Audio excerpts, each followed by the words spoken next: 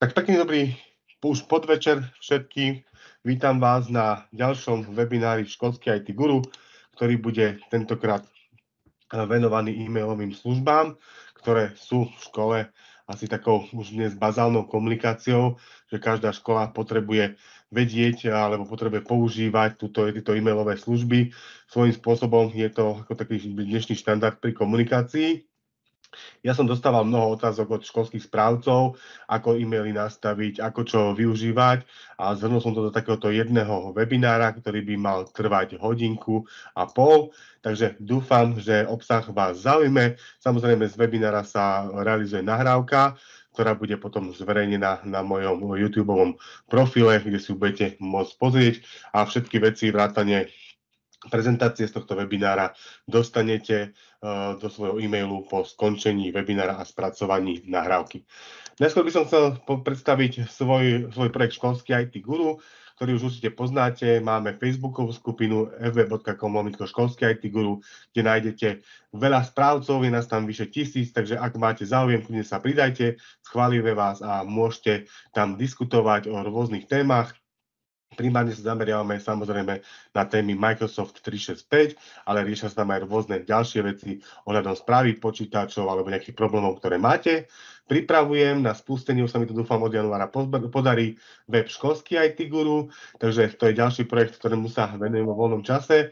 Robím webináre pre správcov, rôzne, nielen takéto zamerané na všeobecné technológie, ale aj vzdelávania.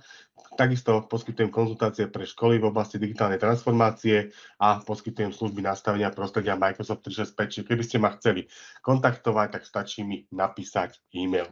Čomu sa dneska budeme venovať, alebo čo nás dnes čaká? Ja som to zhrnul do takých 5 bodov, ktoré sú tu. Čiže e-maily nielen pre zamestnancov, ale aj žiakov. Zameriame sa aj na bezpečnosť služby, ochranu a nastavenia.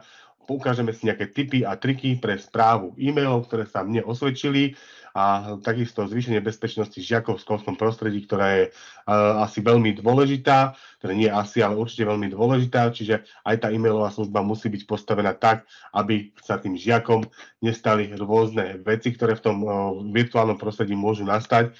A samozrejme, často sa ma školy pýtajú, ako je to GDPR a školskou poštou, takže povieme si niečo aj k týmto veciam. Ja by som začal takou úvodnou témou alebo úvodným desaterom, prečo je e-mailová služba Microsoft 365 hodná pre školy. Nie je to preto, že som pracoval v Microsofte, ale sám dlhodobo s touto technológiou pracujem. Dnes už pracujem ako vedúci oddelenia prevádzky IKT na Univerzite Komenského v Bratislave, čo je najväčšia univerzita na Slovensku, že dennodenne riešim aj ja s mojimi kolegami, ktorí so mnou spolupracujú Office 365 alebo Microsoft 365 v tom univerzitnom prostredí. Máme veľa používateľov, čiže treba dbať aj na bezpečnosť a správu, pretože tieto služby poskytujú rôzne pokročilé nástroje, ktoré väčšinou na takých tých e-mailových službách, ktoré máte u nejakého vášho lokálneho providera, tak určite ich tam nenájdete.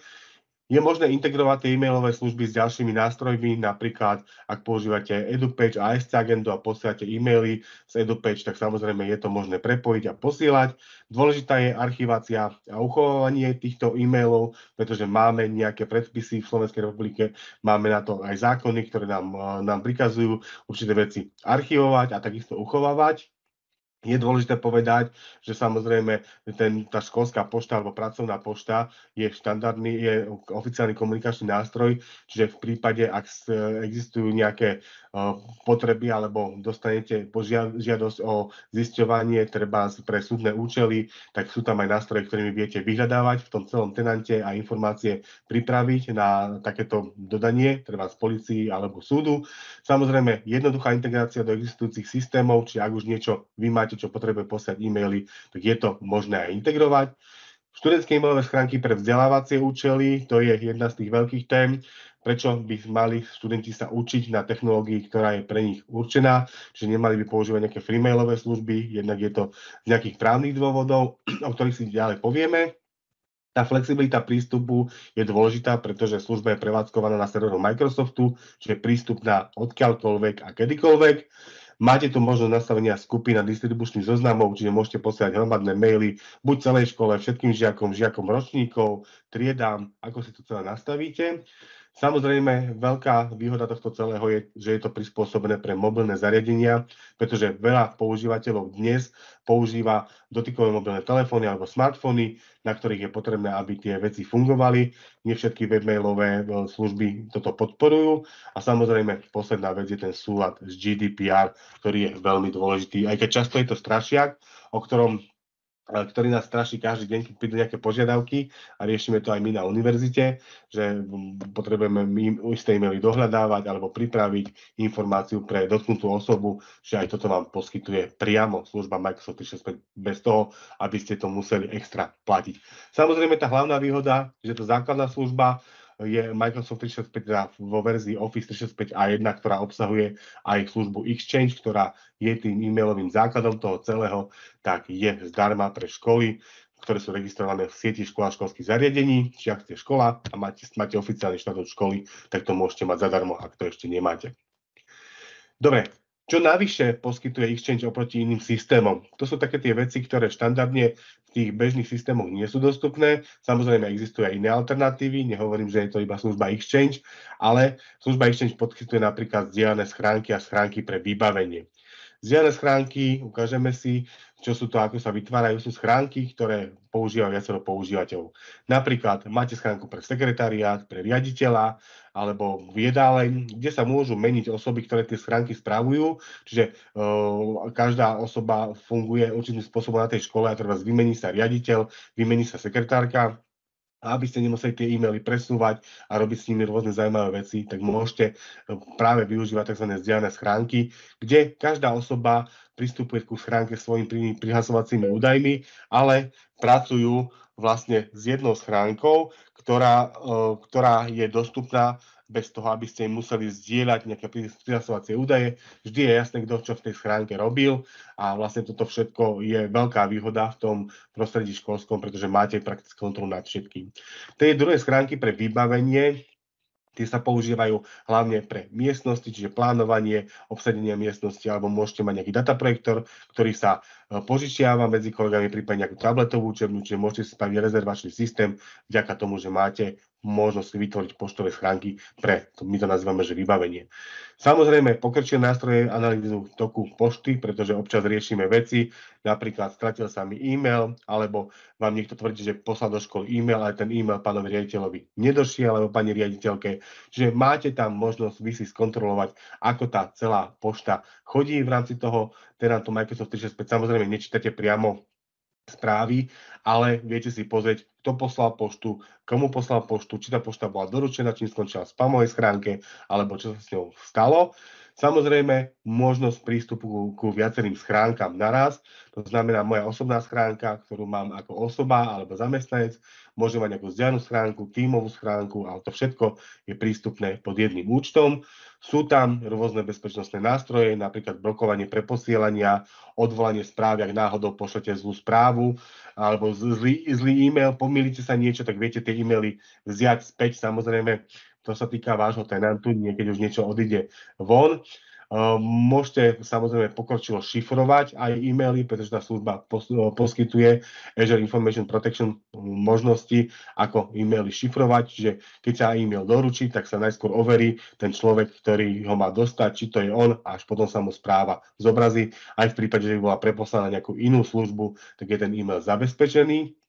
Samozrejme, pokročila antispamová, mal tam ešte napísané ochrana, čiže tie phishingové rôzne útoky, spamové útoky, ktoré sú, tak samozrejme Microsoft sa snaží všetky tie veci filtrovať, aj keď v poslednom čase vďaka nástupu umelej inteligencie už sú tie antispamové filtre stále lepšie a lepšie, ale ako nespí Microsoft alebo ako nespia výrobcovia tých systémov e-mailových, tak nespia aj tie druhé strany, ktoré sa pokúšajú rôzne e-maily k vám dostať.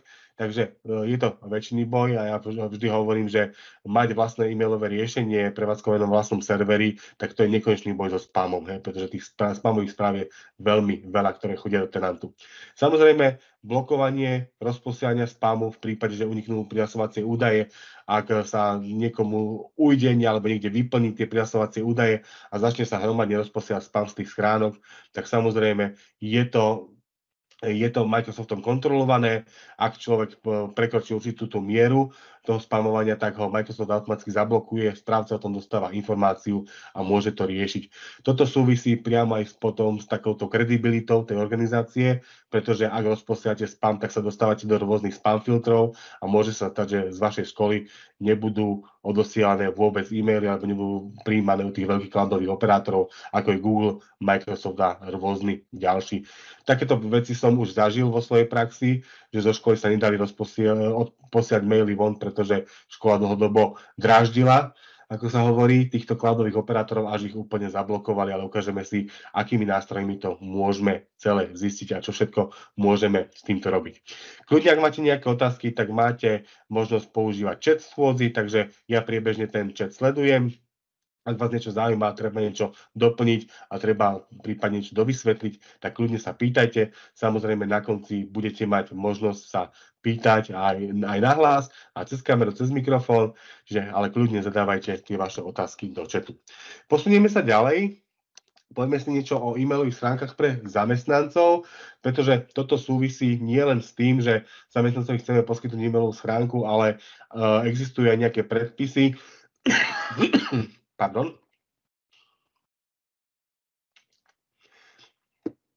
Existujú aj legislatívne predpisy alebo legislatívne požiadavky na to, ako by mala tá schránka zamestnanca vyzerať. V prvom rade treba povedať, že e-mailová schránka zamestnanca je prostor, ktorý poskytuje zamestnávateľ. To znamená, že vy ako zamestnanci nemôžete len tak vytvoriť vlastnú schránku, takisto nemôžete použiť nejakú schránku treba na Gmailkom alebo Outlookom, pretože na to sa vzťahujú rôzne pravidlá. Dnes je to už štandard pri tej komunikácii. Komunikujeme vždy o pracovných veciach z pracovného e-mailu, čiže zo súkromného e-mailu pracovné veci nikdy neriešime, alebo môžeme povedať, že len vo výnimočných prípadoch, napríklad ak sa jedná o nejakú haváriu alebo čokoľvek, že vám teraz nefunguje pracovný e-mail, tak samozrejme môžete napísať aj zo súkromného, ale nemali by tam byť žiadne osobné údaje. Čo je dôležité povedať, tak z hľadiska práva sú pracovné e-maily majetkom zamestnávateľa. Samozrejme, nevylučuje to využívanie aj na súkromné účely, hlavne v školstve alebo na univerzitách. To nie je vylúčené, ale malo by to byť určitým spôsobom upravené v nejakých tých interných predpisoch, ktoré v pracovnom poriadku alebo v nejakých iných smerniciach, ktoré zamestnávateľ má. Je to aj ochrana zamestnanca aj zamestnávateľa, pretože pri tej komunikácii môže dôjsť nejakým konfliktným situáciám, treba z niečo sa zle odpošle, alebo sa niečo pošle na zlú e-mailovú adresu a práve tam sú rôzne nástroje, aby sa tomu zabránilo, treba viete nastaviť tú službu tak, aby treba sfiltrovala dokumenty, ktoré sa odposielajú. Ak náhodou pošlete tabulku, kde sú treba rodné čísla alebo čísla kreditných kariet, tak tá služba to vie pri správnom nastavení zablokovať a nepovolí vám to len tak čokoľvek odposlať. Samozrejme, nikdy neposielame si pracovné e-maily na súkromnú adresu. To je, ako sa hovorí v angličtine, že no-go. Toto by sme nikdy nemali robiť, pretože môžeme porušiť GDPR, ale k tomu sa ešte neskôr dostaneme. E-mail zamestnanca by mal byť v tvare meno, priezvisko, zamienač, doména školy. Toto je štandard, ktorý je určený na Slovensku. Samozrejme, mali by existovať tzv. Funkčné schránky, to znamená riaditeľ, sekretariát, jedáleň, zodpovedná osoba alebo rôzne ďalšie schránky, ktoré máte určené, ja to volám, že pre funkcie na tej škole, kde sa menia osoby, ale tá komunikácia stále zostáva. Čiže keď sa vymení vedúca jedálny, tak potrebuje mať históriu tá nová pani vedúca alebo pán riaditeľ, ak sa zmení. Čiže je vhodné používať takéto typy schránok. Je to štandardná vec, ktorá sa používa nielen vo firmách, ale aj v štátnej správe. Asi z ministerstva školstva nebudú písať do súkromného e-mailu, pretože by to bolo nielen neslušné, ale bolo by to aj v rozpore s nejakými predpismi, zákonmi a tak ďalej.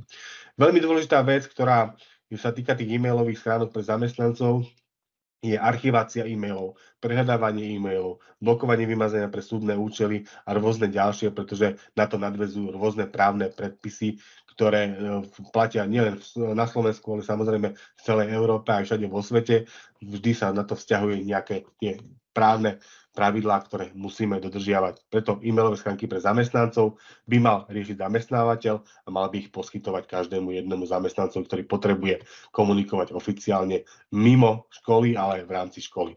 Taktiež tá komunikácia v rámci školy, keď si preposielame nejaké dokumenty, ak to už musíme robiť, tak nikto nepreposielame cez súkromnú schránku, ale vždy používame schránku, ja to mám, že firemnú alebo školskú, ktorú sme dostali od zamestnávateľa.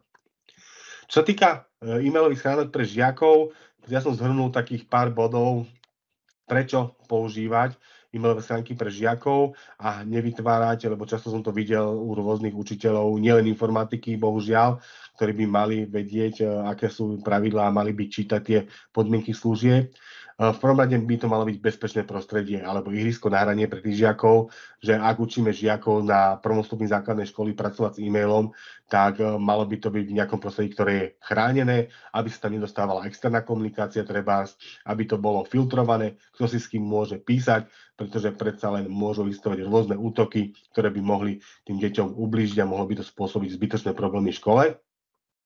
Tá ochrana pred externou komunikáciou vy viete pomocou pravidel nastaviť, čo si ukážeme aj neskôr, že kto môže do tých schránok posielať správy. Samozrejme viete tam robiť rôzne approval tooly alebo schvaľovania, že ak aj niekto pošle z externých adries treba nejaký e-mail, tak dá sa to nastaviť napríklad tak, že rodičia môžu žiakom posielať e-maily, pretože máte ich niekde zaevidovaných, dáte si ich ako kontakt do skupiny a môžete potom povoliť tú komunikáciu. Čiže nemusí to byť ublokované úplne, ale dá sa nájsť nejaká tá stredná cesta na to, aby ste chránili tých žiakov. Môžete definovať striktné pravidlá, kto s kým komunikuje, viete zablokovať aj to, že aby si žiaci medzi triedami nemohli preposielať e-maily alebo posielať e-maily.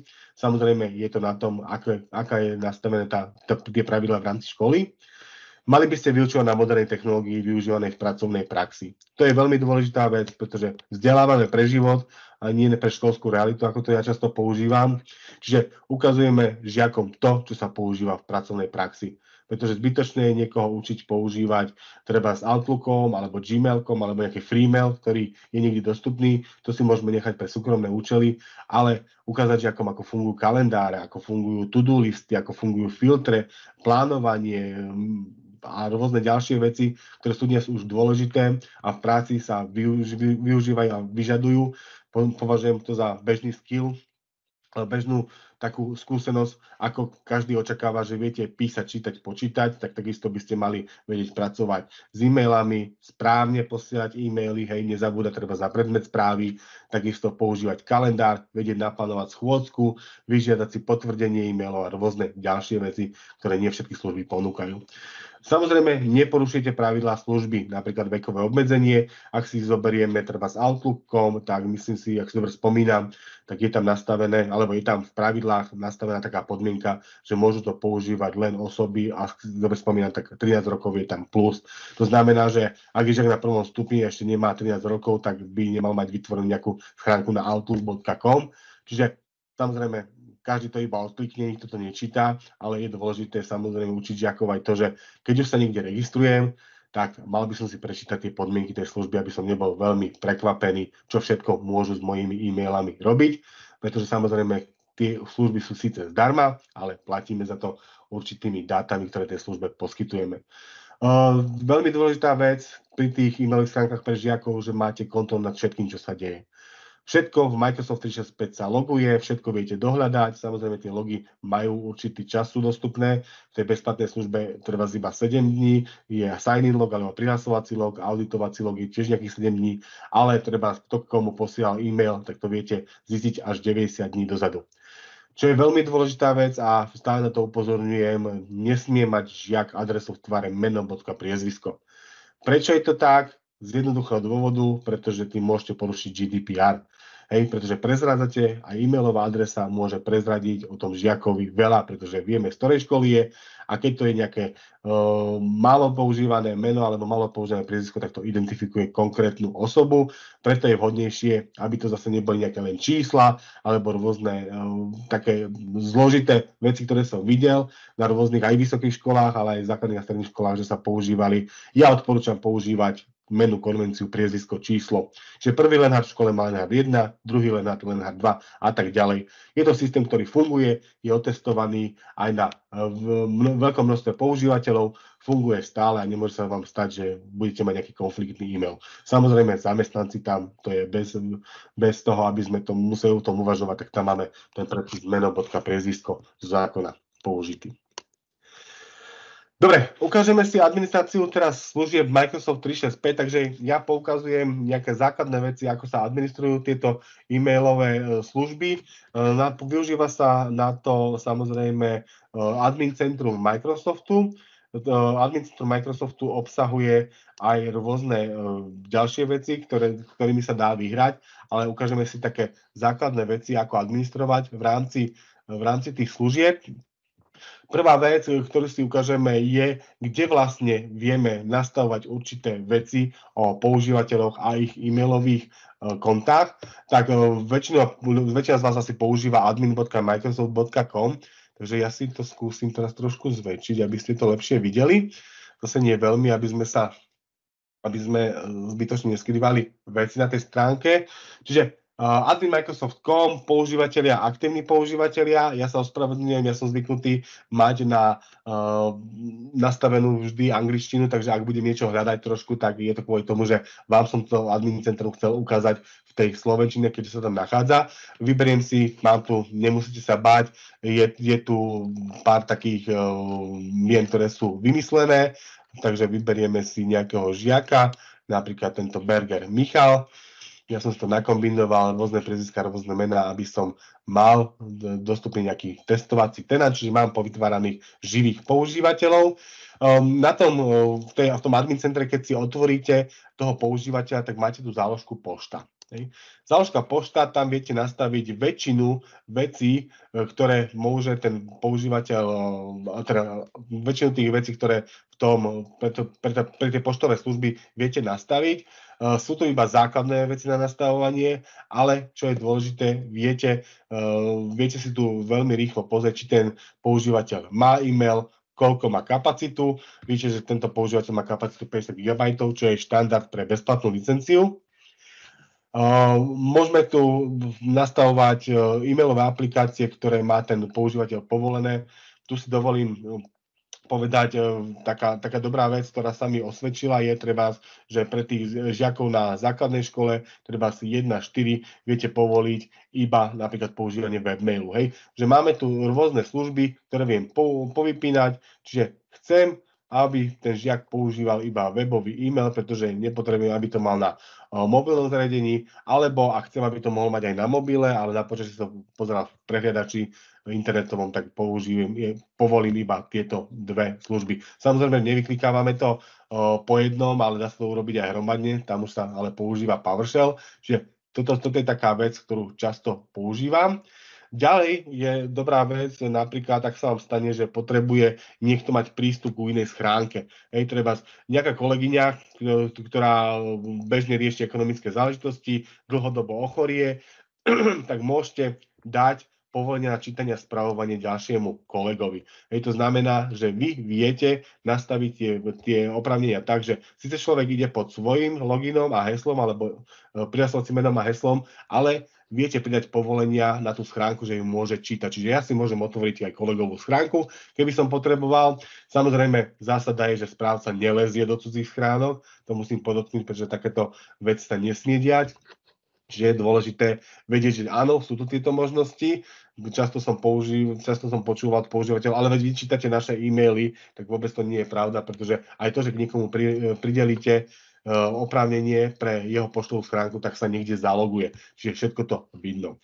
Ďalej tu máte možnosť nastavovať, či bude vidno v globálnom zozname adries tohto používateľa. Niekedy to potrebujeme vypnúť napríklad, keď chceme skovať nejakú schránku, ale aby existovala, ale nebolo ju vidno vo vyhľadávaní. Vieme nastaviť automatické odpovede, vieme, že kolegyňa alebo kolega je dlhodobo nevie to nastaviť sám, tak viem tu nastaviť automatickú odpoveď, ako by sa nastavil v Outlooku. Môžeme tu nastaviť preposielanie e-mailov, o čom som hovoril, že by sa nemalo diať, ale treba z jednej schránky na inú, našu školskú schránku vieme aj toto urobiť a rôzne ďalšie veci. Keď potrebujeme toho riešiť viac, čo tu nenájdeme, tak je tu možnosť upraviť vlastnosti služby Exchange. Exchange je služba, ktorá zabezpečuje vlastne celé to fungovanie toho Microsoft 365, čiže je to ďalšie admin centrum, ktoré by ste našli aj tu v týchto troch bodkách. Keď si ich rozbalíme, tak je tu možnosť sa dostať do Exchange správy, ale najrýchlejšie pre konkrétneho používateľa môžeme si na to kliknúť a otvorí sa nám služba Exchange, nás to tam automaticky prihlási a môžeme nastavovať všetky parametre tej schránky, ktoré tam sú. Ono je tam toho veľmi veľa, často z toho ani veľa vecí nepotrebujete, ale treba vedieť, že čo nenájdem v tom hlavnom admin centre, tak nachádza sa tu a potom tu sú už rôzne ďalšie veci, ktoré viete pre toho používateľa nastavovať. Samozrejme, treba si to trošku preskúmať, popozerať sa, čo sa v tých veciach dá nastavovať. Ja som k tomu robil už v minulosti admin webinár, v ktorom sú podrobnejšie vysvetlené všetky tieto veci, takže odporúčam pozrieť si školský IT Guru webinár venovaný čisto iba administrácii e-mailov. Teraz to prechádzame tak zrýchlenie, takže to je, čo sa týka nastavovania tých e-mailových schránok. Ďalšia vec, ktorú som spomínal, sú zdieľané poštové schránky. Čiže ja sa teraz vrátim do admin centra Microsoftu a tie zdieľané poštové schránky, oni sú tak trošku ukryté, pretože sú to skupinové schránky, čiže pod týmy a skupiny, keď si rozklikneme, tak máme tu možnosť nastavenia zdieľanej poštovej schránky. Ako som hovoril, to sú schránky, ktoré viete používať pre sekretariát treba školy, alebo pre riaditeľa, alebo pre nejaké projekty, čokoľvek. Čiže my si teraz ukážeme, ako vytvoriť takú zdieľanú poštovú schránku. Čiže ja tam kliknem na pridať zdieľanú poštovú schránku, napíšem meno, teda bude to jedáleň školy, alebo iba jedáleň, napíšeme ale bez diakritiky, lebo nám to bude nadávať. Jedáleň. Overí sa dostupnosť, či tá adresa voľná, a keď dáme uložiť zmeny, tak sa nám tá schránka vytvorí. Ono to chvíľočku trvá na pozadí, pretože tá schránka musí vzniknúť, pretože je to samostatná entita, ale čo je dôležité, tá schránka, keď je vytvorená, tak potrebujeme tam urobiť dve veci. V prvom rade musíme pridať členov do tej zdieľanej poštovej schránky, to znamená, že musíme určiť, kto bude do tej schránky mať prístup. Robí sa to jednoducho, vyberiem si upraviť členov zdieľanej poštovej schránky, teraz sa mi to zavrelo, lebo som zle klikol, takže ešte raz kliknem si členovia, dám si upraviť, pridať členov a teraz pridám si tam sám seba. Ja som administrátor, čiže admin, vyhľadám si tohto admina a pridám ho tam. Čiže tento používateľ automaticky dostane prístup na tú schránku a bude môcť z nej nielen prijímať, ale aj odosielať tie správy. Čo sa dá ešte nastaviť, tie pravidlá, keď dáte toho človeka sem do toho členstva, tak nie je vidieť, čo prezentujete? Dobre, takže skúsim zrušiť prezentovanie. A ešte raz. Mohlo sa stať, že možno internet, chvíľočku. Dobre, takže mám potvrdenie, že vidíme. Možno problém nie je u mňa, ale na druhej strane nevadí, stáva sa to. Predsa sú to iba technológie. Takže obrazovka číslo 2. Dobre, takže mali by ste znovu vidieť. Tie práva viete nastaviť granulárne. To znamená, že ak dáte toho človeka do členov, tak on môže čítať aj spravovať a takisto môže odosiať z tej schránky. Čo je ale dôležité, niekedy potrebujeme nastaviť treba iba prístup na čítanie. To je napríklad dôležité vtedy, keď niekomu chceme povoliť, aby do tej schránky mohol vliesť, ale nemohol nám z tej schránky odosiať. Treba, máte nejakú schránku pre projekt a viete, že projektový manažer potrebuje aj čítať, aj odosielať z tej schránky, ale treba pán riaditeľ by mal mať právo iba na čítanie, že aby do toho nezasahoval, tak vieme to spraviť tak, že dáme povolenie iba na čítanie a spravovanie. Tu sú dve povolenia, prvé je odoslať ako a druhé je odoslať v mene. Odoslať ako nám povoluje to, že môžeme, keď odošleme e-mail z tej schránky, tak tam bude napísané meno tej schránky. To znamená jedáleň v tomto prípade. Ale ak dáme tomu človeku povolenie odoslať v mene, tak tam bude napísané, že admin Michal Lenhardt odosiela v mene používateľa jedalen@gamča.eu správu. To je takéto, my to voláme, že sekretárske zastupovanie, kde vidíte, že ktorý používateľ odoslal z tej schránky a je to transparentné. Niekedy sa to používa, väčšinou vo firmách, treba keď pani sekretárka posiela z e-mailovej adresy pána riaditeľa niečo, tak je tam napísané, treba Zuzka Mokrá v mene nejakého riaditeľa posiela správu. Takže toto sú možnosti, ktoré tam samozrejme máme. A čo je ešte dôležité, tak pardon, sa vrátim naspäť, trošku to zmenším, lebo jednu vec tu nevidím. Tak, ako sa správajú e-maily, keď ju dosiate z tejto schránky? Oni sa posielajú síce z tej schránky, ale často sa vám ukladajú do vašej osobnej schránky, do odoslanej pošty. Čiže to je možné nastaviť tak, že máme tu možnosť, že odoslané položky a tam, keď kliknete, tak môžete rozhodnúť, že ako sa to bude správať. Je tu možnosť zaškrtnúť, že kopírovať položky odoslané ako táto poštová schránka, to znamená, že nebude to v odoslaných položkách vašich, lebo ste to dosielali vy, ale bude to v odoslaných položkách priamo tej poštovej schránky. Čiže odoslané ako a odoslané v mene. Ja vždy odporúčam to zapnúť, a to z toho dôvodu, že vaši kolegovia, keď ste viacerí v tej jednej zdieľanej schránke, by nevideli, čo sa posielalo von, pretože tá informácia by chýbala. Čiže toto je vhodné vždy zapínať, aby sa tie položky odoslané kopírovali automaticky do tej schránky. Dobre, ja sa pozriem do mojej prezentácie, čo som chcel ďalej prezentovať. Máme nejaké otázky? Idem sa pozrieť, lebo sa mi to tu skrylo. Dobre, takže všetci vidíme, môžeme pokračovať. Tie zdieľané poštové schránky, oni nevyžadujú licenciu. To znamená, že ak aj nemáte dostatok licencií, aj keď školy majú tú veľkú výhodu, že môžu mať tých licencií neobmedzený počet, tých základných, bezplatných, tak napríklad vo firmách sa to rieši per používateľ, pretože každá poštová schránka na používateľa viazaná potrebuje licenciu, ale práve táto zdieľaná poštová schránka, keďže nie je viazaná používateľa, tú licenciu nepotrebuje. Takže je to možné aj takýmto spôsobom využiť. Máme nedostatok licencií a potrebujeme viac tých schránok pre rôzne projekty, tak preto práve odporúčam používať tie zdieľané poštové schránky.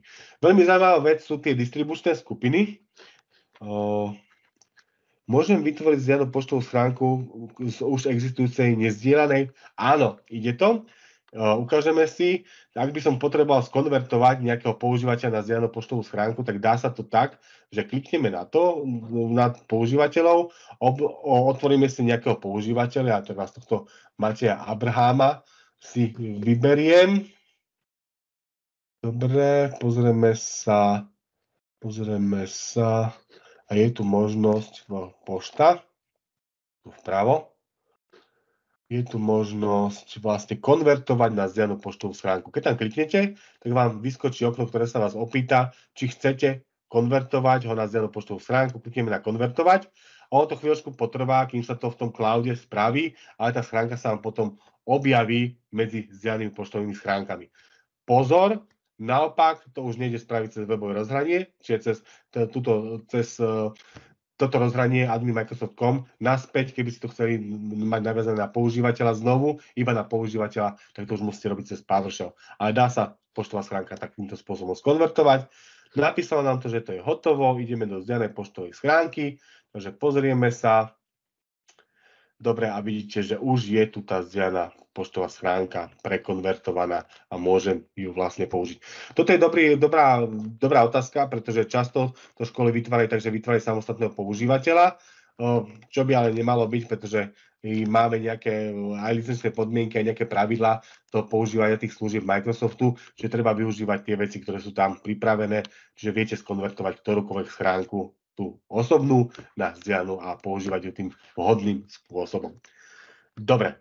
Čo sa týka tých tímov a skupín, alebo čo som spomínal, tie distribučné zoznamy, tak je veľmi vhodné mať vytvorené distribučné zoznamy. Tie distribučné zoznamy slúžia na to, aby sme mohli posielať naraz veľa e-mailov, pretože môžu byť tie distribučné zoznamy vytvorené iba ako distribučný zoznam, pretože v tom prípade sa nedajú použiť iným spôsobom iba na distribúciu e-mailov. Ale máme tu ešte tie skupiny zabezpečenia, ktoré vieme takýmto istým spôsobom použiť, že jednak vieme z nich odposielať, vieme cez ne posielať e-mailové správy na rôzne skupiny ľudí, ale ďalej je to vhodné aj preto, že vieme to použiť na zabezpečenie. To znamená, že ak chcem nastaviť niekde niekomu prístup a môžem tam použiť celú skupinu. Ja som tu niečo testoval, ale ja vždy odporúčam, aby boli vytvorené tie triedy takýmto spôsobom, alebo prefix trieda, potržitko prvá a v nej sú potom členovia, tí jednotliví žiaci z tej triedy a viem potom odposielať tie e-maily na celú triedu, naraz a nemusím to robiť manuálne. Toto máme vytvoriť aj PowerShell, tie skripty, ktoré som vytvoril v minulosti, tak práve toto robia, že vytvárajú tieto triedne skupiny, do ktorých potom nahádžu všetkých tých žiakov podľa evidencie z EduPage a máte v tom jednoducho poriadok, alebo máme skupinu absolventi, čokoľvek z toho vieme vytvoriť. Keď to chceme vytvoriť, tak máme tu, že pridať skupinu zabezpečenia a pridať skupinu zabezpečenia s podporou e-mailu. Práve táto jedna je vhodná na to, aby sme to mohli aj na zabezpečenie použiť, aj posiať tam e-maily. Samozrejme, tie distribučné zoznamy sa dajú potom rôzne nastaviť, či chcete, aby tam mohol byť posielaný mail z externého prostredia. To zase neodporúčam. Žiacké skupiny by nemali mať možnosť posielať tam treba z externého prostredia nejaké propagačné materiály a rôzne reklamy a tak ďalej. To by malo byť obmedzené, ale treba, ak máte skupinu zamestnancov a skupinu učiteľov a chcete tam nechať preposielať nejaké správy, treba školenia a tak ďalej, tak tam sa to dá povoliť. To všetko sa ale nastavuje už potom pri vytváraní skupiny, alebo sa nastavíte dodatočne. Samozrejme, aj k tomuto je admin webinár, budete mať odkaz, kde som toto všetko vysvetľoval, že prejdeme ďalej. Teraz musím nájsť na mojich 3 monitoroch, kde sa nachádza. Pardon. Ideme naspäť. Dobre, budeme pokračovať a vysvetlíme si, ako zabezpečiť tú e-mailovú komunikáciu. Ospravedlňujem sa, ale mňa choroba dostihla. Čo je dôležité, ako zabezpečiť pri tom posielaní e-mailov, aby tie e-maily boli jednak odoslané správnym spôsobom a jednak, aby sa dalo overiť, že sme ich skutočne poslali my, tak existujú také 3 štandardy, ktoré už dnes slúžia na overovanie e-mailových správ. Prvý je SFP záznam, čiže k tomu sa dostaneme neskôr, a potom DKIM a DMARC záznamy. Prečo to spomínam? Je to hlavne z toho dôvodu, že dnes už to vyžadujú veľkí cloudoví operátori. To znamená, že ak nemáte DKIM a DMARC záznam vytvorený na vašej domene, tak ešte to DMARC sa dá tolerovať, že nie je, ale aj to už príde ako mandatórne alebo povinné, ale hlavne ten DKIM, teda to podpisovanie e-mailov, už je dneska nevyhnutné. Ako funguje to DKIM alebo Domain Case Identified Email, tak je to vlastne služba, kedy sú vygenerované 2 kľúčové páry. Teraz môžem budem hovoriť veľmi technicky, ale môžeme si to predstaviť, že mám verejný kľúč, ktorý niekde zverejním, a na základe toho kľúča sa dá overiť, že som ja tú správu ako organizácia poslal. Organizácia si nechá svoj privátny kľúč, ktorý je uložený bezpečne, nikto ho nepozná, pozná ho iba Microsoft. A ten verejný kľúč sa nejakým spôsobom zverejní. Hej. Ten kľúč sa zverejňuje na základe nejakého CNAME záznamu, ktorý musíte mať vytvorený. Tento postup samozrejme je už spracovaný ako návod, pretože to nastavenie nie je za 3 minúty, ale vyžaduje si to jednak aktiváciu a jednak vytvorenie nejakých záznamov. Takže áno, ukážem vám, kde sa dá nájsť presne tento postup. Je to tam popísané step by step, aby ste to vedeli nastaviť aj vy sami. Takže ak poznáte Vano školské IT Guru, tak tam to už je dávno zverejnené, ale ukážem to. Len teraz vysvetlím, ako to celé funguje a prečo je to dôležité. Máme tu túto prvú možnosť, ja si zapnem elektrové ukazovatko, dúfam, že to bude teraz dobre fungovať. Dobre, takže máme e-mail, ktorý sa odosiela z nášho tenantu Microsoft 365 a ten sa podpíše privátnym kľúčom. Hej? To znamená, že ten e-mail sa nejakým spôsobom zabalí, dá sa k nemu nejaká obálečka, ktorá sa k tomu priloží a tá obálečka cestuje spolu s e-mailom a ten prijímací e-mailový server, kam doručujeme tú poštu, sa spýta DNS servera, aký má verejný kľúč táto organizácia, hej? Verejný kľúč DKIM. Na základe toho, že si overí ten verejný kľúč, tak tú správu vie určitým spôsobom preveriť, že či to sedí, keď použije ten verejný kľúč, či tam sedí nejaký ten podpis toho e-mailu. A ak ten podpis je platný, tak samozrejme ten e-mail prejde a ide do inboxu. Hej? Ak ten podpis ale nie je platný, tak stane sa väčšinou to, že vám to skončí v spame. Hej? Čiže ak posielate správy a všetky končia v spame, tak väčšinou je problém v tom, že nemáte správne nastavené DKIM alebo ho nemáte nastavené vôbec. Čiže je potrebné to nastavovať. To nastavenie zase nie je veľmi zložité, ale chce to pár minút času a dá sa to pekne vyklikať bez toho, aby ste museli nejako zložito to riešiť. DKIM dneska podporuje väčšina e-mailových služieb. Nepredpokladám, že keďže to dnes už štandard, takže by bola e-mailová služba, ktorá to nepodporuje. Microsoft to má veľmi elegantne vyriešené, že on sám vám potom tie kľúče vie aj zmeniť. Ak by sa niečo s nimi stalo, tak samozrejme vie vám poskytnúť k tomu aj podporu.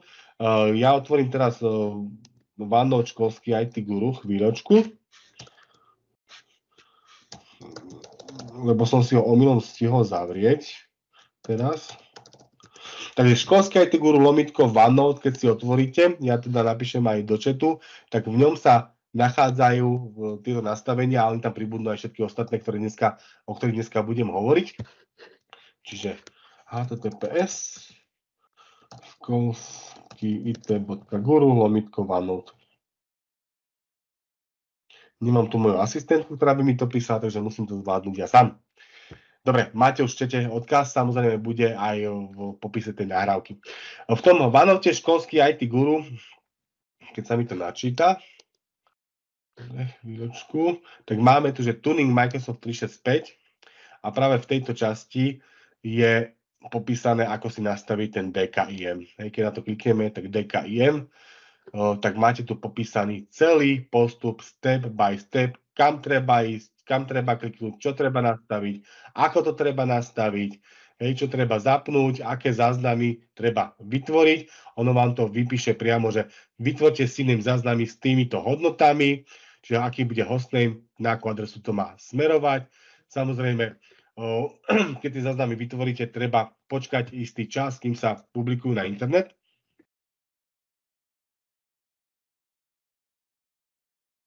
Teda, pardon, keď sa vypublikujú, tak vy to len zapnete a tým pádom máte e-maily po pár minútach automaticky poskytované tým DKIM kľúčom a vie si to ten externý server overiť. Veľmi vám to pomôže, pretože tieto veci sa vám zabezpečia to, že e-maily odposielate iba z vášho systému a nie sú sfalšované. Tí, ktorí sa do toho trošku vyznajú, tak vedia, že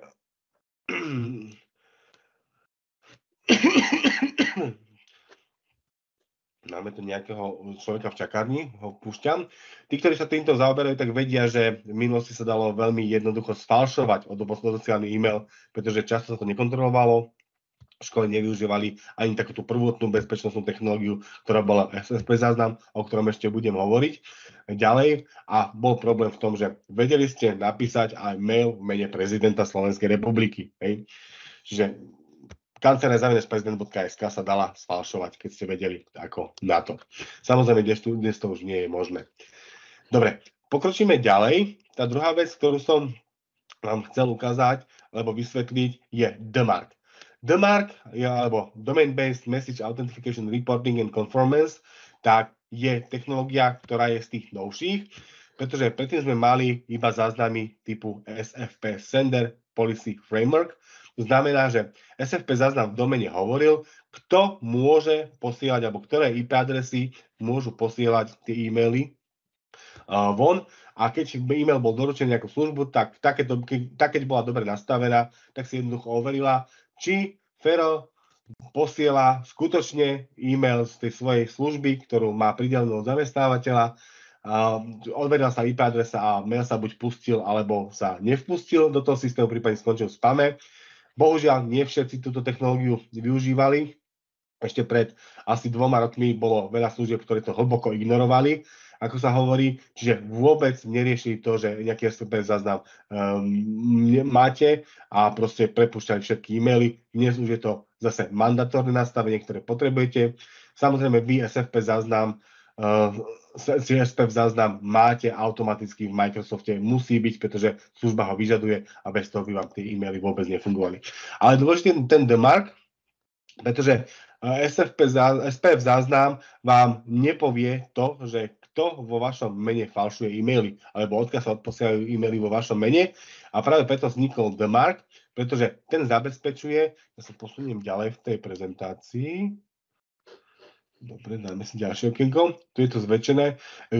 Vlastne neposkytuje vám spätnú väzbu. Hej? A práve ten DMARC zabezpečuje to, že keď sa pošle e-mail a ten mailový server ho príjme, ten e-mail a skontroluje si to podľa DMARC záznamu, ak ten DMARC máte nastavený, tak ak je to autorizovaný odosielateľ, čiže skontroluje sa ten SPF záznam najskôr, či to odoslal sa zo správnej IP adresy, ktorá je povolená, alebo je tam validné DKIM podpisovanie, čiže je tam validný podpis vďaka DKIM, tak to spadne do inboxu. To je štandardný proces, nikto nič nefalšoval, všetko je v poriadku a doručí sa to tam, kde by to malo byť. Čo je však zaujímavejšie, že v prípade, ak to nesedí, čiže SPF záznam hovorí o tom, že aha, tak tento e-mail došiel do servera, ktorý podľa toho záznamu by nemal byť použitý, alebo nie je tam validná signatúra DKIM alebo ten podpis DKIM, tak potom záleží, ako máte nastavenú tú DMARC policy, že či budete ten e-mail dávať do karantény, že bude označený ako spam, alebo sa rozhodnete, že vy žiadny falšovaný e-mail nechcete prijať a jednoducho ho dropnete alebo odmietnete. Čiže e-mail sa vymaže. Táto druhá možnosť by možno, že bola lepšia niekedy, pretože by sa ku vám nedostalo veľmi veľa tých rôznych podvodných e-mailov, ale práve tá karanténa je asi ten lepší spôsob, že skončí to v spame a naučíme používateľov, že ten spam treba rôznym spôsobom vyhodnocovať a mali by správne reagovať, čiže neklikať na rôzne linky a nevyplňať na rôzne údaje. Čo je ale dôležité, DMARCom si viete zabezpečiť, že sa vám to bude odosielať tá informácia, ale samozrejme nie o každom e-maili, ale raz za čas treba v týždenných intervaloch alebo v denných intervaloch dostanete tzv.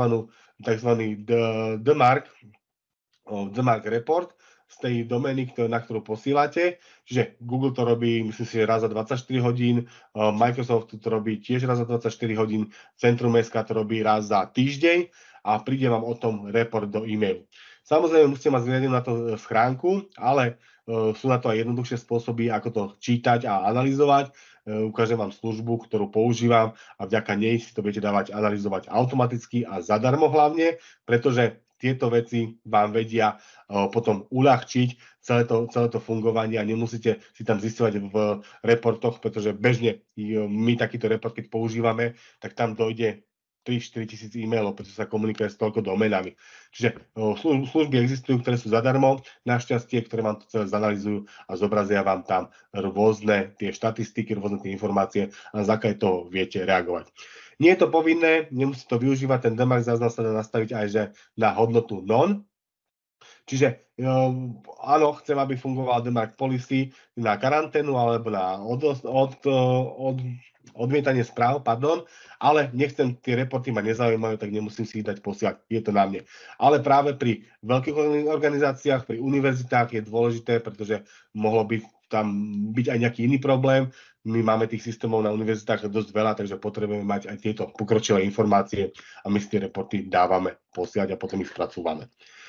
Posuniem sa ďalej a práve teraz budem ukazovať také tie veci, ktoré sú zaujímavé práve v tejto službe, že viete ju využiť o mnoho lepšie ako iné služby. Ukážeme si 3 veci. Prvé je trasovanie pošty, potom je tam služba Postmaster Google.com a práve Valimel, ktorý som pred chvíľočkou spomínal, je taký najzaujímavejší. Ja sa teraz musím prepnúť do správneho tenantu, aby som tu bol v dobrom, nie, tu nechcem byť. Pôjdeme sem. Takže ja si tu otvorím, aby som neukazoval cudziu poštu, tak budem ukazovať svoju poštu. A otvorím si priamo admin Exchange Microsoft.com alebo admin Microsoft.com najskôr a ukážem vám, ako sa k tomu dostanete. Ako som spomínal, je to centrum správovania Exchange. Čiže buď si zapamätáte, že je to admin.exchange.microsoft.com alebo pôjdete do admin Microsoft.com a vľavo si vyberiete, že chcete použiť, tu si dáme, že show all, len teraz ja to budem mať v angličtine, bohužiaľ, lebo je to tak nastavené, ale to admin centrum Exchange je lepšie používať priamo v anglickom jazyku, pretože veľa vecí, bohužiaľ, potom vám nie je jasný, keď dohľadávate niekde na internete, že treba sa s tým trošku vyhrať tej angličtine. V tom Exchange potom máte možnosť si pozrieť tzv. Mail trace alebo trasovanie pošty, čo je vlastne spôsob, ako zistiť, aká pošta ku nám došla, ale nečítate obsah e-mailov, pretože vám to poskytuje len nejaké základné informácie, ktoré potrebujete. Toto je môj vlastný tenant, ktorý používam, mám ho zakúpený, takže pôjdeme do Mailflow a vyberieme si možnosť Message Trace.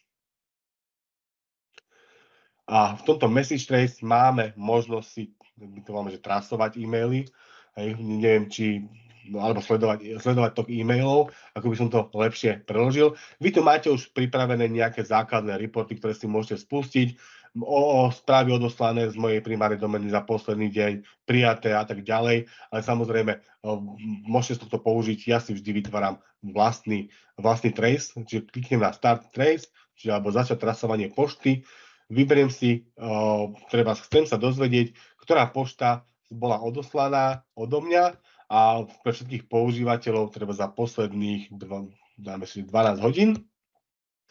Dáme si search. A mal som to ešte upraviť, pardon.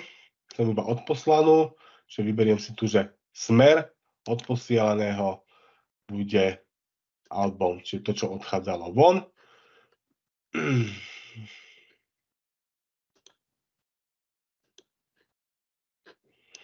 Niečo mi tam nefunguje. Pardon.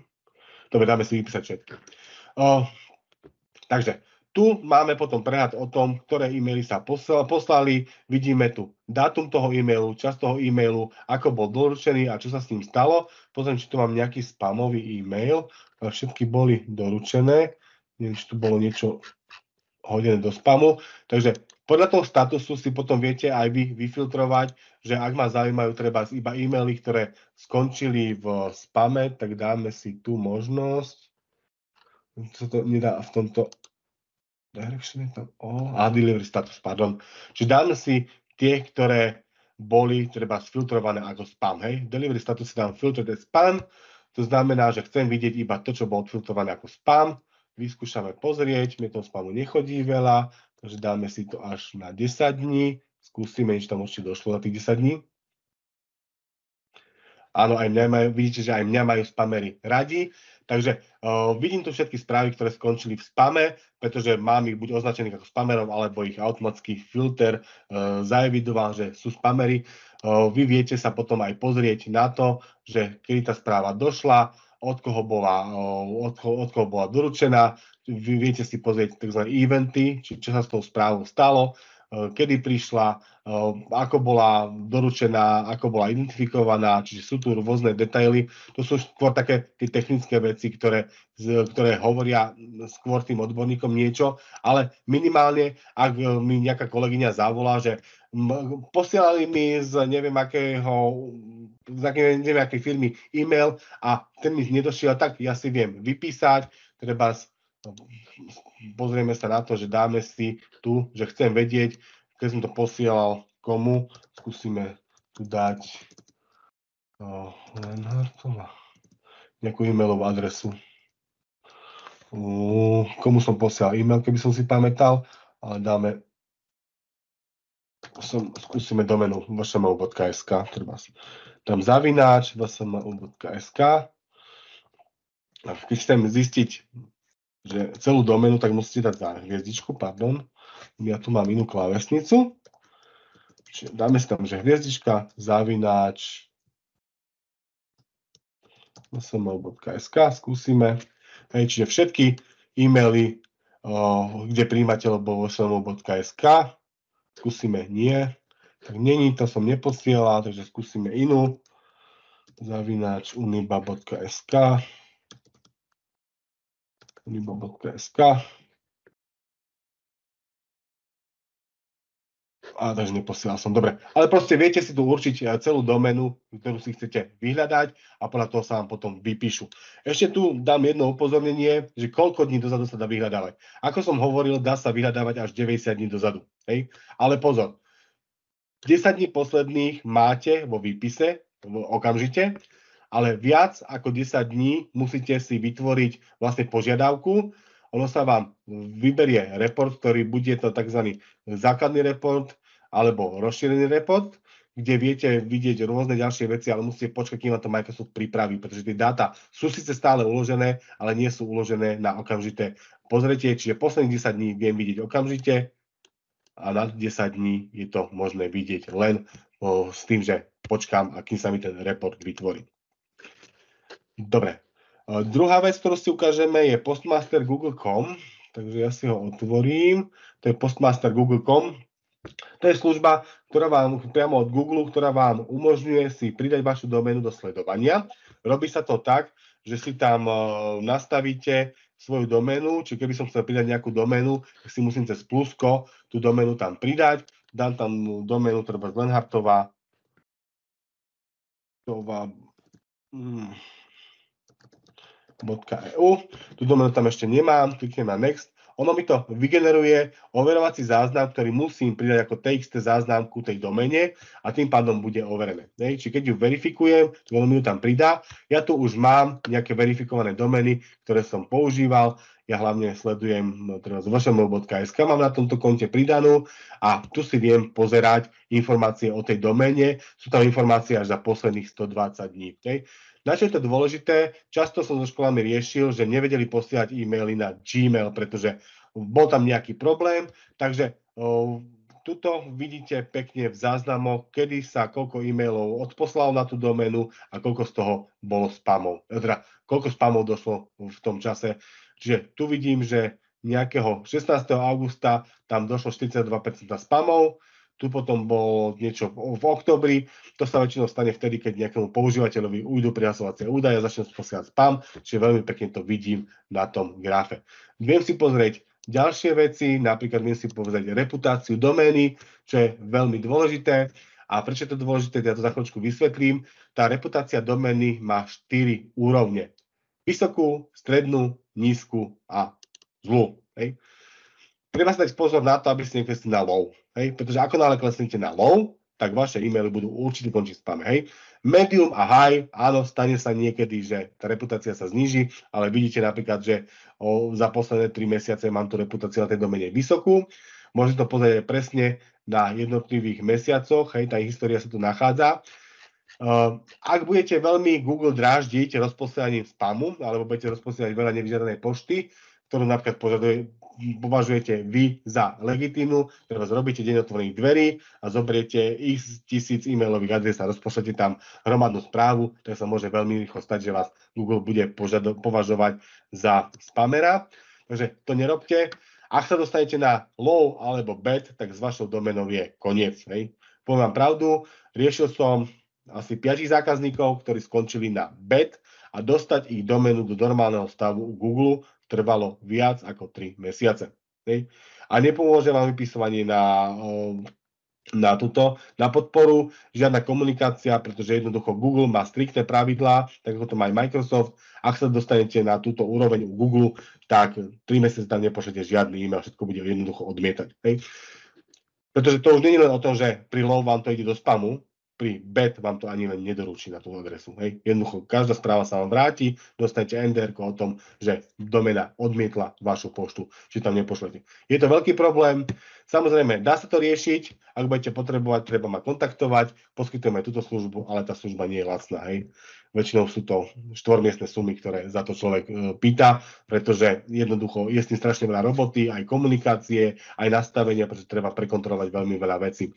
Ďalej tam máme reputáciu IP. Ak posielate ak posielate, treba máte aj nejaký vlastný mailový server ešte, tak ja to nepoužívam, ja používam služby Office 365, tak tu sú aj reputácie jednotlivých IP adres, z ktorých sa odposielali tie správy. Samozrejme, zaujímavé je authentication, kde vidím, ktoré sme správy mali podpísané DKIM, SPF, či bol splnený, a takisto DMARC, čiže vidíte, viete si tu pozrieť nejaké také tie štatistiky. Samozrejme, keď sa spamuje, tak, že pokúšal sa niekto odosielať v našom mene z iných serverov, tak to skončí týmto spôsobom. Ono to väčšinou sa objaví, nie je to nič také nezvyčajné, že tam máte tieto grafy v takomto štýle, že sú tam aj tie nízke hodnoty, pretože občas bývajú aj nejaké výpadky, alebo môže to súvisieť s tým, že škola treba neposiela určitý čas e-maily, takže sa to pohybuje týmto spôsobom, ale je to úplne normálne. Tu máme zase šifrovanie tých e-mailov, či ktoré boli podpísané, či bolo použité šifrovanie, a to všetko vám proste ukazuje. V tomto prípade tam ale nemám. Máme tu ešte delivery errors, kde si vieme pozrieť chyby doručovania, čiže koľko e-mailov nebolo doručených. Takže tieto všetky veci si viete pozrieť vďaka tomuto postmaster.google.com. Je to služba, ktorá je zadarmo, len tam tú doménu zaregistrujete a môžete používať túto službu bezplatne. Ja si ešte otvorím túto stránku a pôjdem na valimail.com, čo je ďalšia služba. Čiže odporúčam Valimail ako analyzátor pre DMARC. Ja sa teraz prihlasím. Zase by som vám ukazoval živý tenant, na ktorom sa posiela do správ, aby tie čísla neboli nulové, pretože tak ukazujem to priamo na organizácii, nie sú to žiadne tajné údaje, sú to štatistiky, ktoré tam prichádzajú. Takže Valimail zase je tam možnosť pridať si vlastnú doménu, cez domény si tam pridáte doménu, nastavíte si vlastne DMARC záznam, ktorý vám to vygeneruje automaticky, pridáte ho do vašej domény, počkáte pár dní a dostanete sa vlastne ku takýmto štatistikám. V tej konfigurácii si vytvárate všetky tie veci, je to step by step návod, ja to pripravím do toho OneNote školský IT Guru, kde si viete nastaviť vlastne, kam budú posielane tie reporty. Ja to mám na jednu adresu posielané, lebo tá služba to takto má nakonfigurované, takže potom, keď tam mám tie veci spravené a funguje to, tak po pár dňoch sa mi začnú robiť reporty automatické. Tie reporty sú pre mňa skôr informatívne, či sa tam v tej domene nedejú nejaké nezvyčajné veci, ale často viem už, prečo tam mám tie červené čísla, pretože boli odposielané treba z nejaké správy z iného servera, ktorý bol zle nakonfigurovaný. Viete si pozrieť tie štatistiky pár mesiacov dozadu, čiže neviem, koľko to teraz podporuje, ale teraz pozriem si od septembra až do dnes, takže dám si ich aktualizovať a mám tu potom rôzne informácie, koľko tých správ bolo z DKIM, koľko bolo z SPF-kom doručených korektným, ktoré boli obidené cez DMARC override, samozrejme aj také veci tam dajú nastaviť, ale to už sú také zložitejšie veci. Vidím, že používam Microsoft 365, čiže 99,7% správ odišlo z Microsoft Office 365. Viem si tu pozrieť, ktoré prešli iba čiastočne a ktoré skončili vlastne, ktoré spadli do spamu, alebo ktoré skončili zle, tie správy, čiže takéto informácie si tam viete popozerať. Sú tu potom rôzne ďalšie štatistiky, ktoré už keď si to chcete naštudovať, tak sú k tomuto aj videá na YouTube, viete si pozrieť, ale minimálne prehľad o tej doméne, že v akom čase čo sa dialo, tak je veľmi dôležitý. Ja to využívam hlavne vtedy, keď je nejaký bezpečnostný priekak, alebo niečo sa stane, čo sa treba ušli nejaké prihlasovacie údaje nejakým študentom alebo zamestnancom, rozposielali veľa spamu, prípadne začala nejaký útočník rozposielať e-maily v našom mene, čo sa často dostáva, bohužiaľ na veľké inštitúcie útočia viac, tak je dôležité mať aj takéto informácie. Samozrejme, nemusíte používať. Pre mňa je to veľmi dobrá spätná väzba o tom, ako to celé v mojom tenante alebo v tom, čo ja spravujem, funguje. Dobre, takže budeme pokračovať ďalej. Tipy a triky pre zabezpečenie e-mailových služieb. Zase veci vysvetlím, ale ak čo sa týka nastavení, tak bude to v tom OneNote školskej IT Guru. Už to mám pripravené, len ešte to musím prejsť. trošku jazykovou korektúrou, aby to bolo, skontrolovať gramatiku, aby som tam mohol zavesiť, ale na tom linku to určite nájdete do pár dní. Takže prvá vec, ktorú odporúčam nastaviť školám, je upozornenie v aplikáciách Outlooku na e-mail z externej e-mailovej adresy. Toto je vec, ktorá sa dá zapnúť iba pre aplikácie Outlooku. To znamená Outlook webový, Outlook veľký, ktorý máte v počítači, Outlook na Androidoch, Outlook na iPhonech. Bohužiaľ, iné aplikácie to zatiaľ nepodporujú, okrem Microsoftiackých, a je to vlastne nastavenie, ktoré vás upozorní, ak dojde správa z externého prostredia. Pretože väčšina útokov, ktoré sa dejú, sú z externého prostredia, príde vám nejaký phishingový e-mail a vďaka tomuto, že mám takto flagované alebo označované správy, tak viem veľmi rýchlo zistiť, že tá správa je z externého prostredia. Toto je vec, ktorá je už dlhšie v tých službách Microsoft 365, ale podľa mojich skúseností nemá veľmi vplyv na používateľov, pretože naučia sa to ignorovať, čo je veľmi dôležité, že vy musíte nejakým spôsobom používateľov donútiť k tomu, aby si to všímali, že je to z externého prostredia. Preto ja odporúčam použiť iný trik, ktorý sa tam dá spraviť, a to je pridávanie upozornenia na e-mail doručený z externej adresy do predmetu správy a do tela správy. To znamená, že každá e-mailová správa, ktorá do našej inštitúcie príde, dostáva prefix, že externé. Tým pádom automaticky už v popise správy, alebo v predmete správy, aby som použil správny výraz, vidím, že je správa z externého prostredia. Je to prvý red flag, alebo prvé upozornenie na to, že pozor, táto správa je zvonku a musím si dávať pozor, keď ju čítam. Druhá vec je psychológia. Ľudia bohužiaľ často nečítajú, alebo nečítajú s porozumením. Preto napríklad máme taký úzus v organizácii, že dávame do každého takéhoto e-mailu upozornenie hore. Hej. Je to žlto-čierna kombinácia, poznáme to, že ak sa na nás rúči niečo žlto-čierne, tak bojíme sa toho, pretože môže to byť napríklad OSA, presne toto upozornenie toho používateľa. Vidím, že správa je z externého prostredia. Príde sa to automaticky do každého e-mailu, ktorý príde, aby na to upozorňoval tých používateľov. Nastavuje sa to pomerne jednoducho, je na to Mailflow pravidlo, ktoré si vytvoríte. Túto vec si viete spraviť sami. Ja zverejním postup, ktorý si budete môcť odkopírovať, upravíte si tam iba svoj vlastný text. Môžem povedať, že od zavedenia tejto veci mi o mnoho viac kreslí vlastne nejaké útoky, ktoré sa stali na používateľov, lebo ich to upozorní, že dávaj si bacha. Čiže keď mi príde od pána riaditeľa príkaz pani účtovníčke, že má previesť nejaké peniaze na nejaký účet, alebo je tam takýto red flag, alebo takéto upozornenie, tak bude to pre ňu prvá taká tá výstraha, ktorá jej povie, že aha, bacha, toto asi nie je správna správa, pretože často prehľadáme veci a nečítame. Ďalšia vec, ktorá je veľmi dobrá, je upozornenie na to, že vám človek písal prvý raz. Hej. Toto tu odporúčam nechať nastálo, ale často vám príde mail prvýkrát a vy si to nevšimnete, alebo môže to byť nejaký preklepový e-mail, pretože stačí zmeniť jedno písmenko v e-mailovej adrese alebo v domene, očko nahradiť nulou a podobné, čo sa veci dejú. Takže aby vás niekto neoklamal takýmto spôsobom alebo nepozornosťou, tak vie vás ten systém upozorniť, že vy často nedostávate e-mail z adresy, hej, a už takáto vec, keď sa mi objaví v e-maili, tak spozorniem, hej. Tento človek mi je možno, že známy, vidím tam meno, Lenhard Michal, alebo nejaký odosiaľ, ktorý tu bol hore uvedený. Ja som to trošku zašedil, aby ste nevideli, kto mi ten mail posielal, ale proste prvýkrát mi došla od toho človeka pošta, takže dávam si pozor na to, aby som náhodou nenaletel. To je veľmi dobrá vec, ktorú odporúčam mať zapnutú v tej škole. Ďalšia vec je obmedzenie príjmania e-mailov pre žiakov a komunikáciu s externým prostredím.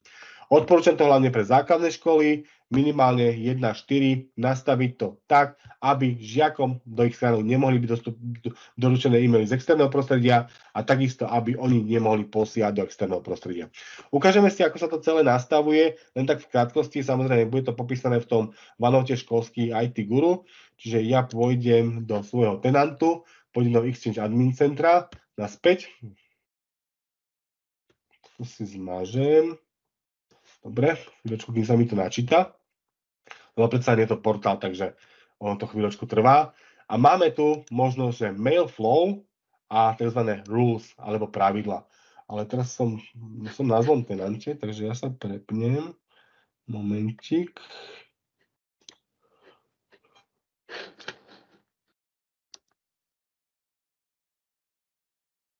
Dobre, musím sa prihlásiť. Asi som si to omylom zavrel. To je tak, keď máte veľmi veľa okien.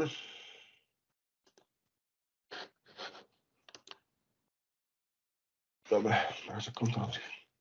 Prihlásim sa znovu na svoj demovací tenant. Admin Exchange Microsoft.com. Asi som aj prihlásený, dúfam. Takže ideme nastavovať Mailflow pravidlo, alebo pravidlo toku pošty v preklade.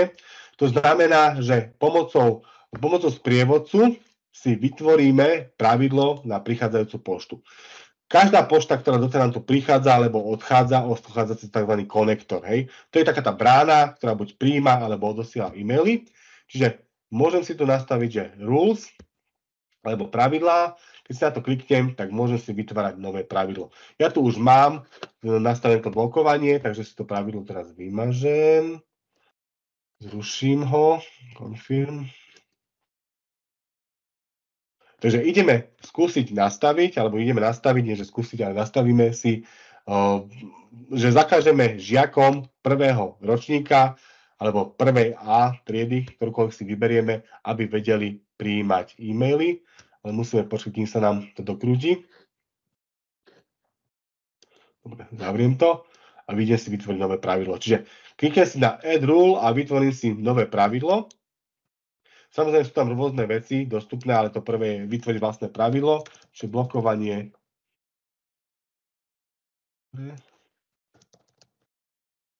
prijímania mailov pre prvý ročník.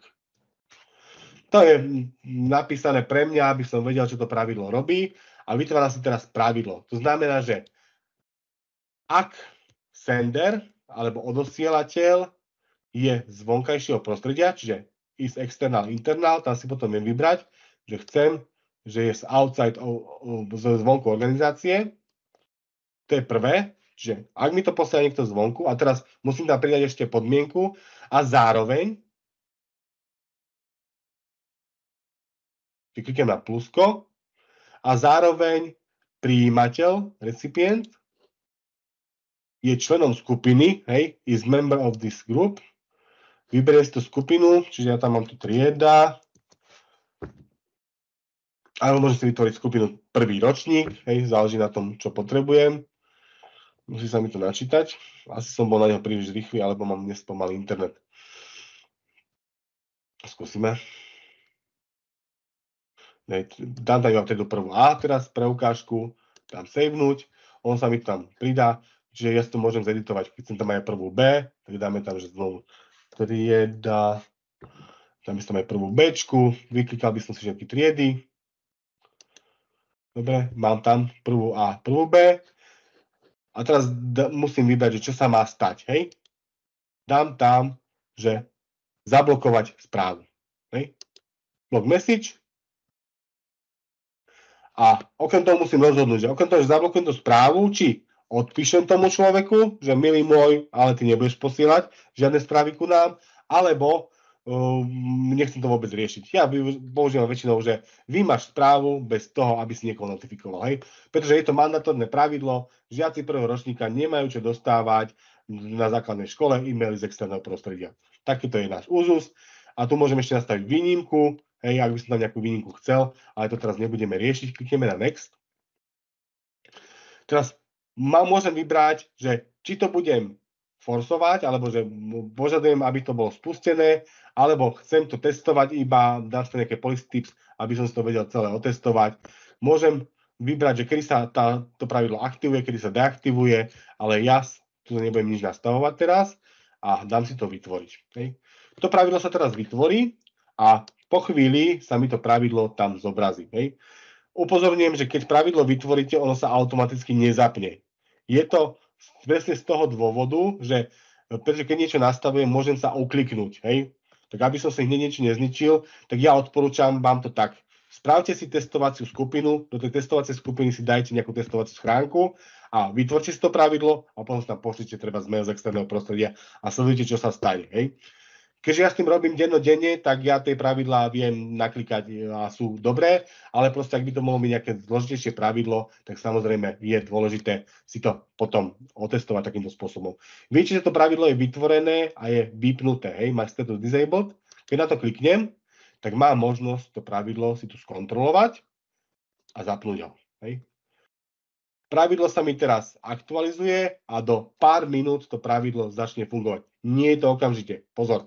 Tie pravidlá musia prebublať tým systémom, musia sa skontrolovať, musí tam prebehnúť nejaká synchronizácia, ale do pár minút, do 2-3 minútiek to už funguje. Hej. To znamená, že potom takýmto spôsobom zablokujem prijímanie e-mailov z externého prostredia. Keby som chcel spraviť blokovanie e-mailov do externého prostredia, tak zase vytvorím pravidlo a nastavím si tam, čo potrebujem. Týmto viete spraviť rôzne veci. Ten Exchange má strašne veľa nastavení, ktoré viete použiť, ale odporúčam s tým robiť veľmi opatrne, pretože aby ste si nezablokovali celý tenant, hej, prijímajú správu celého tenantu, vždy najskôr testujte, keď to máte otestované, potom to nasledujte do produkčného prostredia. My, čo sme odborníci, tak my to robíme, voláme to, že prieskum bojom, že nasadíme to a potom riešime problémy, ale to vám neodporúčam takéto veci robiť. Dobre, prejdeme ďalej. Ďalší typ číslo 5, o ktorom chcem hovoriť, mi bude fungovať prepnutie, je odosielanie e-mailov z kopírovok a iných zariadení z Microsoft 365. Často v školách, čo vidím, že majú kopírku, z ktorej potrebujú odosielať e-maily, a keď si tam niečo naskenujete, tak vám to príde z Gmail.com adresy. Hej? No go. Hej. To sa nesmie stať. Potrebujete to mať dosiahnuté z vašej adresy, lebo tie e-maily môžu kdekoľvek putovať. Takže je potrebné to nastaviť. Zase v tom OneNote školský IT Guru, keď si ho otvoríme a vyberieme si tú kartu, tak máme tu práve odosielanie e-mailov z kopírok. Hej. Je tu presne na to návod. Ako si to nastavíte, čo si musíte nastaviť, čo tam treba všetko pozapínať, ako to treba overovať. Je to aj s obrázkami, teraz sa mi to práve načítava. Takže ak potrebujem dosielať e-maily z kopírok, alebo treba z ASC agendy, ak používate to, pretože aj ASC agenda vie posielať e-maily, tak prosím vás, neposielajte to z Gmailu, hej, ale posielajte cez konektor týmto spôsobom. Typ číslo 6 je o tom, ako obísť spam filter. Čo čert nechcel a ako sa hovorí, že príroda zariadila, tak často sa vám stane, že vám nejaké dôležité e-maily prestanú chodiť z nejakého dôvodu, že tá druhá strana má niečo nastavené. Bohužiaľ v čase korony som to riešil s veľa školami, že maily z Minedu zrazu končili v Microsoft 365 v spame. A bolo to z toho dôvodu, že tam zle majú nastavený SPF záznam, DKIM a DMARC alebo rôzne takéto veci tam boli. Vy viete nastaviť výnimku. Zase v tom OneNote, školský IT Guru, máte tam ako by filtrovanie popísané, nebudem to teraz celé ukazovať, je to tam, čiže Minedu, e-maily v spame, ako nastavíte výnimku, to isté bude platiť pre ďalšie domény, hej. Týmto istým spôsobom to spravíte pre ktorúkoľvek doménu. Na čo upozorňujem? Používame to len v nevyhnutých prípadoch a používame to pre bezpečné domény, hej. Nie, že vám nejaký e-mail od nejakého neznámeho človeka končí v spame, tak vy si ho dáte do výnimiek, lebo tým pádom narušujete bezpečnosť. Hej. Áno, viem, že z Minedu posielajú správy, tak je tam nejaký problém u nich, kým si ho vyriešia, tak nastavím im výnimku. Hej. Keď to prestane, mal by som tú výnimku vypnúť. Alebo si vytvoríte nejaký zoznam, že povolíte iba jednu e-mailovú adresu. Hej. meno.prizisko-domena, tam dáte. Nedávajte tam celé domény zbytočne, ak to nie je potrebné. Dobre. Typ číslo 7, čo často vlastne, o ktorom aj hovorím, a je blokovanie automatického preposielania e-mailu. Hej. Toto je vec, ktorú často riešim so školami, keď robím nejaké konzultácie, že učitelia si preposielajú pracovné e-maily na súkromné konta. Hej. No go. Toto keby ste spravili v súkromnej firme, tak vás vyrazia na hodinu. Hej. Poviem to takto. Za prvé je to v rozpore s predpismi a nech mi hovorí, kto chce, čo chce. Mám to potvrdené od právnikov. A za druhé, takáto vec vás môže stať veľmi veľa peňazí. Pretože pri úniku informácií sú tie pokuty, čo sa týka GDPR a ochrany osobných údajov, veľmi vysoké. Hej. Rádovo 6 až 7 miestna suma. Takže preto je to pre zamestnancov no-go, čo sa týka študentov. Hej. Je to na vás. My napríklad študentom umožňujeme preposielať si e-maily, ale učiteľia informatiky ich učia, že toto sa z pracovných e-mailov nerobí. Práve škola je ideálna na to, aby ste naučili tých ľudí, že pozor, toto je pracovná komunikácia, toto sa nerobí. Hej. Ako v škole nemáme nadávať, tak takisto by sme nemali si školské maily preposielať domov. Nemá to zmysel, aby si vlastne aby tí žiaci toto robili. Jednak systém je nastavený tak, že vás o tom bude informovať. Ako náhle niekto spraví forward, tak presne tam dostanete ako správca upozornenie od Microsoftu, že pozor, tento používateľ si nastavil forward. Hej. Dá sa nastaviť pravidlo tak, zase bude to v tom vo OneNote školskej IT Guru, pretože nestihli by sme to celé vysvetliť, ale viete nastaviť to tak, že mandatórne toto zablokujete. Ak to niekto spraví, tak mu to jednoducho povie, že nie, môj milý, toto robiť nebudeš. Hej. Predstavte si, že bude si niekto zo školy, kto má citlivé údaje, ktoré dostáva do e-mailu, napríklad, vyberiem si taký príklad, je to výchovný poradca. Hej. Výchovný poradca dostáva správy z CPPAP, či ako sa volajú teraz tie organizácie, Centrum prevencie pedagogického psychologického poradenstva. Už sa v tom mocem aj ja dlhšie nerobím v základnom a strednom školstve, takže už si nepamätám, ako sa tá organizácia volá, ale presne tam chodia treba správy, hej, a to sú už zdravotné záznamy. To je ešte horšie ako osobné údaje, hej, pretože zdravotné záznamy alebo nejaké správy o zdraví človeka sú veľmi citlivé. Nikdy to nesmie byť povolené, pretože toto je presne to, čo sa často deje, že potom vy neviete dohľadať, čo sa tam preposielalo a nemáte na to žiadny vplyv. Predstavte si, že niekto omylom pošle tabuľku s rodnými číslami, ktoré sa odpošlú na jeho súkromný e-mail. Ako ho dostanete naspäť? Hej? V službe Microsoft 365 vy viete tú správu stiahnuť. Hej? Ak kolegyňa náhodou rozpošle všetkým učiteľom takúto tabuľku, tak samozrejme ja ako správca mám na to nástroj, že poviem, že túto správu vymáš zo všetkých schránok. Čo sa bežne robí. Hej? A keď príde nejaký spam, takisto čistíme tie schránky, chránime používateľov, ale ako náhle sa to dostane mimo vašu domenu, mimo vašu správu, tak to už bohužiaľ je pre vás veľký problém. Stalo sa to, bohužiaľ som to zažil a ja, že v jednej organizácii mi toto spravili, hej, pretože nebolo toto pravidlo dodržané, nebolo to nastavené ešte tak a potom sme museli riešiť dosť vážny únik osobných údajov, konkrétne rodných čísel. A bolo to pár tisíc používateľov. Takže určite nie. Dobre, prejdeme na poslednú tému, ktorá je veľmi taká ošemetná a zložitá a to je GDPR. Hej. GDPR a školská pošta, často sa ma na to ľudia pýtajú, prečo nesmieme toto robiť a preposielať si to. Jednoducho hovorí o tom článok 32 GDPR. A v tom prvom riadku je to zhrnuté tak, že pracovný e-mail len na pracovné účely, súkromný výnimočne. Nájdete to, takýmto spôsobom to vykladajú aj právnici, pretože každý prevádzkovateľ a sprostredkovateľ je povinný prijať so zreteľom na najnovšie poznatky, náklady, bla bla bla. Musí prijať také obmedzenia, aby tie osoby alebo tie práva a slobodu fyzických osôb chránil. Hej? Čiže to sú tie primerané technické a organizačné opatrenia pre tú bezpečnosť. Tu sa není o čom baviť, hej? Tu není o čom diskutovať, jednoducho toto GDPR hovorí, toto je vaša povinnosť ako organizácie a štatutár organizácií, ktorý za to zodpovedný, čiže riaditeľ školy alebo riaditeľka školy, tak tí by to mali určitým spôsobom vynúcovať. Bohužiaľ, napriek tomu, že máme rôznych tých DPO osoby, alebo Data Protection Officers, sú to v angličtine, ak si dobre spomínam, osoby, ktoré majú na starosti ochranu osobných údajov, tak často to vidím, že ani tí nevedia o tom, že pracovný e-mail preposiela na súkromné mailové konto, vás na to neupozornia. Hej? Bohužiaľ. Kvalita tých služieb je, poviem, mizerná. Prečo je to tak? Pretože v rámci e-mailovej komunikácie dochádza ku spracovaniu osobných údajov dotknutých osôb. Hej. Tam nie je o čom sa baviť, jednoducho toto je presne to, na čo treba dávať pozor. Hej. Čiže školská pošta, školské účely. Žiaci si môžu preposielať poštu von, žiaci ju môžu využívať na súkromné účely. U zamestnancov by som bol s tým veľmi opatrný, pretože e-maily patria zamestnávateľovi a vy keď odídete, vy nemôžete odísť s vašimi e-mailami, hej, pracovnými. To je jednoducho, v súkromných firmách sa to rieši iným spôsobom, ale jednoducho pravidlá sú takto nastavené, hej, pretože tie e-maily sa musia aj archivovať. Čiže ak si tam dávate svoje súkromné e-maily do tej školskej pošty, tak bohužiaľ musíte rátať s tým, že keď do školy odídem, tak prídem aj o tieto e-maily. Ďalšia vec dôležitá je, mali by ste si tie e-maily upravovať. Dobre, máme 17:26.